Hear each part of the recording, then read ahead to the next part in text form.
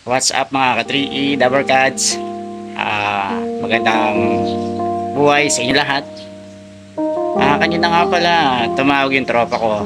At sabi nila, dalawin ko daw muna sila.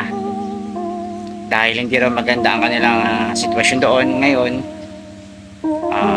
Ako nga ay nasa trabaho ngayon. Maraming ginagawa. Pero nag-aalala ako sa tropa ko bilang mga kaibigan. Bibigyan ko sila ng oras at panahon para dalawin. Nag-aalala ko sa kanila kung ano ba talaga ang kalagayan nila ngayon doon. Kaya mga ka-3E, samahan nyo ako. Puntahan natin sila ngayon. Medyo katanghali ang tapat ngayon, kainit ng araw, pero okay lang. Bilang kaibigan, tingnan natin kung ano ang sitwasyon nila ngayon doon. Tara, let's go! Eto mga ka-3, kahit kainitan ng araw, puntahan natin sila. Naglalakad na ako papunta sa kanila ngayon.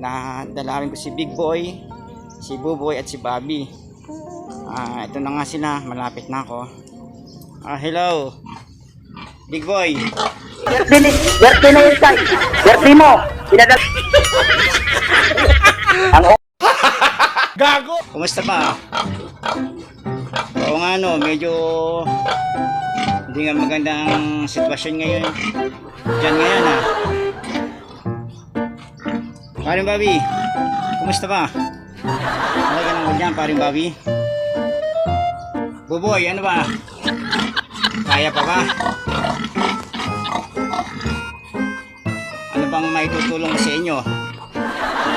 Naalala ko sa inyo, kahit kainitan ng araw, pinasyalan ko kayo. Ayan wala kayong masasabi sa akin. Gago! Kahit may trabaho ko, pinasyalan ko kayo. Ayan mga ka-3, nakita nyo sila, hindi nga maganda sitwasyon. Kaya ano kaya ang dapat natin gawin dito? Pawalan ko na lang para